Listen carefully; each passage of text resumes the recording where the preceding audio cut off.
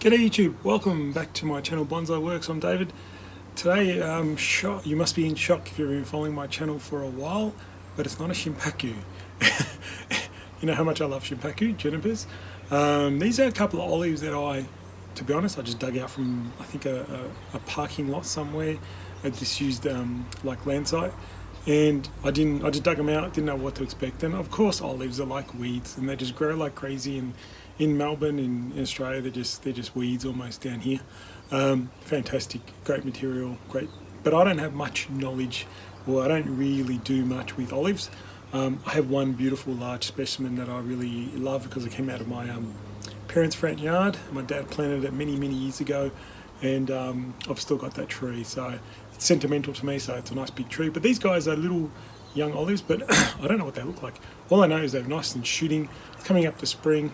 You know what? They treat them like weeds almost. So coming up to nice spring weather, I should expect a lot more foliage growth, etc. But I have no idea what the roots look like. I have no idea how many trunks I'm dealing with, or whatever. How much is dead? How much isn't? So let's open up and have a look at some of these trees. I'll start with the little one over here. Hopefully that's close enough. I might bring the camera in. Have a look. I think I just planted a whole bunch of little ones in here.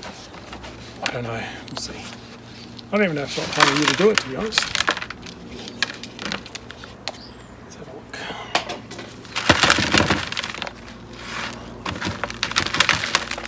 Well, it looks like I've got 1, 2, 3. I've got 3. A nice little straight one, nothing too special there. I've got a little nice bent one. Nice. These are nice little minis in the future.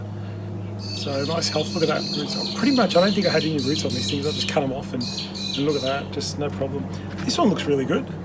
A little fat, that's actually quite nice. I'm just going to give them I don't know if you're supposed to bare root them, but I'm going to give them a little wash just to have a look at a bit better in detail some of these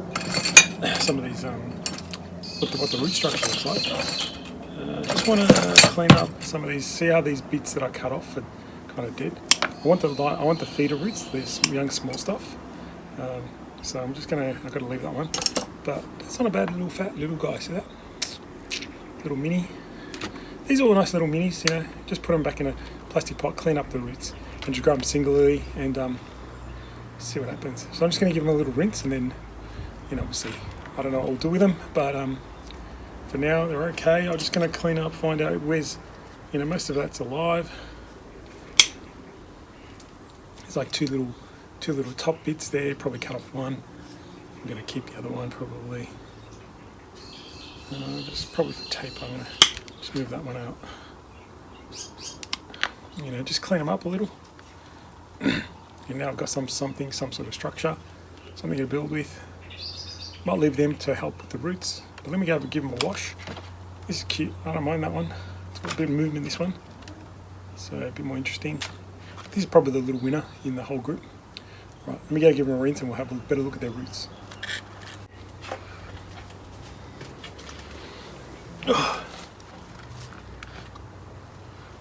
Alright everyone, so that one's pretty good, pretty healthy, nice root system. I'm not going to put them, these are don't go into bonsai pots, these go into you know, just little plastic pots to grow on if I really wanted to, or I might just sell these, you know, someone will give them away. They're nice little trees. This little guy, unfortunately, has got this big huge root mass at the bottom, or taproot. Now, the way you treat olives here, you pretty much cut right through this, I don't know what you call it, it's like a bubble, or I don't know what the name was. You cut through this bubble and it just shoots roots everywhere. So I'm going to cut this right off. I don't really want this bit. There's no point having this here for starters. It'll never go with the tree in the future.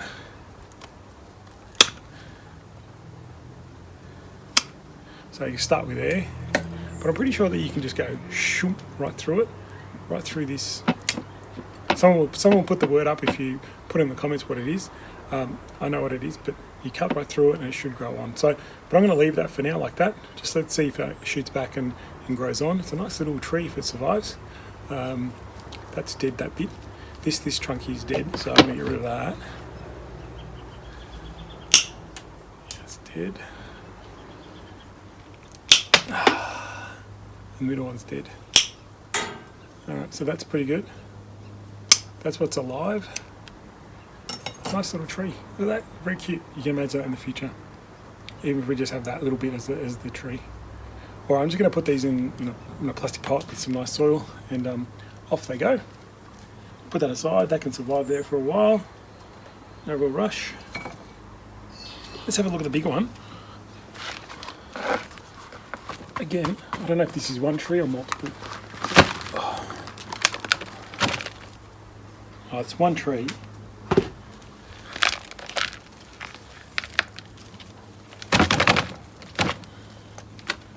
Not a bad tree. A lot of nice branching. A lot of dead stuff too, or dying stuff. I'm just going to try and remove some of this.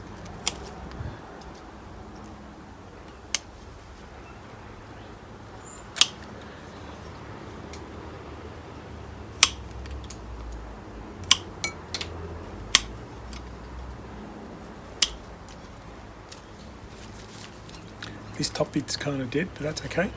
Well, that's not a bad little tree there at all. So nice little fat one. Probably got to do something with it. It's a bit bland and boring at the moment, but this is a type of tree that you could put in a training pot, ready for some sort of styling later on in the year.